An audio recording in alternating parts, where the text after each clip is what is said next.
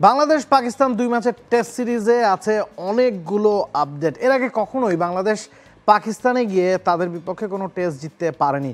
রাওয়ালপিন্ডিতে প্রথম টেস্ট ছিল 21 তারিখ, 30 তারিখ করাচিতে ছিল সেকেন্ড ম্যাচটা। তবে করাচির ম্যাচটা এখন আর করাচিতে হচ্ছে না, রাওয়ালপিন্ডিতেই হচ্ছে। পিসিবি সেই খবরটাই জানিয়েছে। করাচিতে খালি স্টেডিয়ামে খেলা হওয়ার কথা ছিল, দর্শক শূন্য স্টেডিয়ামে, কারণ ওই মাঠটাতে কনস্ট্রাকশন ওয়ার্ক চলছিল যাতে 2025 চ্যাম্পিয়ন্স ট্রফির আগে মাঠটাকে পুরোপুরি তৈরি করা যায়। তবে এখন সেই জায়গা থেকে সরে এসেছে পিসিবি। রাওয়ালপিন্ডিতেই হবে দুটা টেস্ট। বাংলাদেশের জন্য কাজটা কতটা কঠিন? রাওয়ালপিন্ডিতে প্রথম যেই টেস্টটা বাংলাদেশ খেলবে পাকিস্তানের বিপক্ষে, সেই টেস্ট ম্যাচের আগে পাকিস্তান তাদের স্কোয়াড থেকে দুজনকে ছেড়ে দিয়েছে। প্রথমজন আবরার আহমেদ, লেগ স্পিনার, এবং অন্যজন কামরান ঘুলাম। আবরার আহমেদকে ছেড়ে দেওয়ার মানেই হচ্ছে পাকিস্তান বাংলাদেশের বিপক্ষে এই টেস্টে 4 জন ফ্রন্টলাইনার পেসার নিয়ে খেলতে যাচ্ছে। এখন এমনই ফুরফুরে মনে থাকবে সবাই। বসুন্ধরা টয়লেট্রিজ, ফুরফুরে মন সারাক্ষণ। এই স্কোয়াডে এখন স্পেশালি স্পিনার একজনও নেই। যিনি ছিলেন আবরার আহমেদ, তাকে তো পাকিস্তান ছেড়েই দিয়েছে।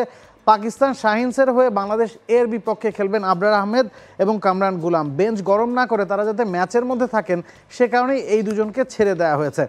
4 জন ফ্রন্টলাইন পেসার যদি পাকিস্তান খেলায়, সেক্ষেত্রে পাকিস্তানের হাতে অপশনস আছে শাহিন শাহ আফ্রিদি এবং প্রায় 1 বছর পর টেস্ট ক্রিকেটে ফিরতে যাওয়া বাংলাদেশ এর সাথে প্রথম টেস্ট ম্যাচ খেলা নাসিম শাহ।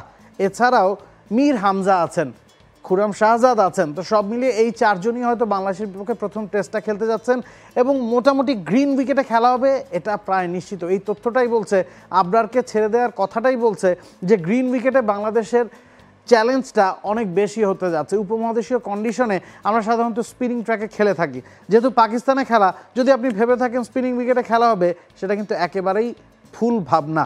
কারণ পাকিস্তান 4 জন ফ্রন্টলাইনার পেসার নিয়ে খেলতে যাচ্ছে। বাংলাদেশ কি করবে?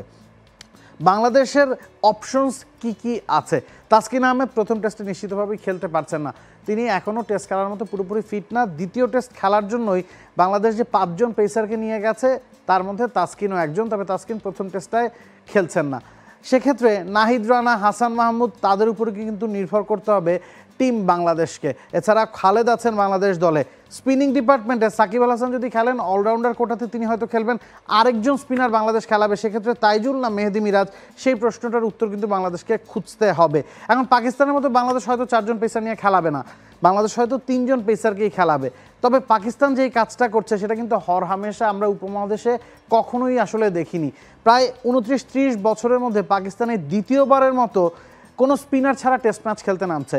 1995 সালে ইউএই টেস্টে শ্রীলঙ্কার বিপক্ষে পাকিস্তান কোনো স্পিনার খেলায়নি।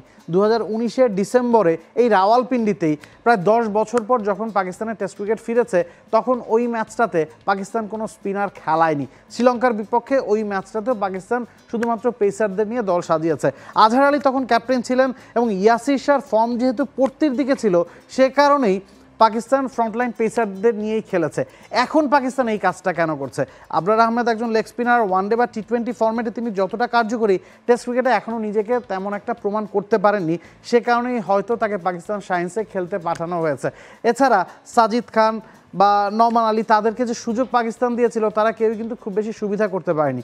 পাকিস্তানের স্পিনে অ্যাটাকটা এখন মোটামুটি অন্যান্য দলগুলোর তুলনায় নিশ্চিতভাবেই দুর্বল। সে কারণেই পাকিস্তান রাওয়ালপিন্ডিতে যে 2টা টেস্ট হতে যাচ্ছে, রাওয়ালপিন্ডিতে প্রথম টেস্ট, করাচিতে দ্বিতীয় টেস্ট হওয়ার কথা ছিল। তবে পিসিবির সবশেষ খবর অনুযায়ী বাংলাদেশ পাকিস্তানের 2টা টেস্ট ম্যাচই হতে যাচ্ছে রাওয়ালপিন্ডিতে, এবং 2টা ম্যাচেই আপনি আশা করতে পারেন যে গ্রিন উইকেটে খেলা হবে, যেখানে বাংলাদেশের জন্য কাজটা আসলে খুব কঠিন হতে যাচ্ছে। এবং আরও একটা সেটব্যাক বাংলাদেশের জন্য, মাহমুদুল হাসান জয়, যিনি বাংলাদেশ এ দলের হয়ে প্রথম টেস্টটা খেলেছেন পাকিস্তান এ দলের বিপক্ষে, ইনজুরির কারণে তিনি কিন্তু প্রথম টেস্টটা মিস করতে যাচ্ছেন। 14 দিনের জন্য তাকে মাঠের বাইরে ছিটকে যেতে হয়েছে। সেকেন্ড টেস্টের জন্য হয়তো তিনি অ্যাভেলেবেল থাকবেন। সে কারণেই জাকির হাসান এবং মাহমুদুল জয়, যারা শেষ 5টা টেস্ট ম্যাচে বাংলাদেশের হয়ে ওপেন করেছেন, ওই ওপেনিং কম্বিনেশনটা কিন্তু ভাঙতে যাচ্ছে। বাংলাদেশ যে 16 জনের দল নিয়ে পাকিস্তানে গেছে, সেখানে ব্যাকআপ ব্যাটসম্যান একজনই ছিলেন। কপালটা ভালো, বাংলাদেশের যে সাদমান ইসলামকে ব্যাকআপ ওপেনার হিসেবে নিয়ে যাওয়া হয়েছে এবং জয় ইনজুরিতে পরে সাদমান হয়তো একাদশে ঢুকে যাবেন। তো মিডল অর্ডারে মুশফিক, মুমিনুল, সাকিব বা শান্ত বা লিটন, কারোর ব্যাকআপই কিন্তু এই দলটাতে নেই। ব্যাটসম্যানদের একটা ব্যাকআপের ঘাটতি নিয়ে কিন্তু বাংলাদেশ পাকিস্তানে গেছেন এবং জয়কে প্রথম টেস্টে মিস করাটাও বাংলাদেশের জন্য অনেক বড় একটা ঘাটতি হতে যাচ্ছে। For more updates, subscribe to our YouTube channel and click on the bell icon. Follow us on Facebook and Instagram. Download T Sports app to enjoy exciting games and highlights. Visit tsports.com.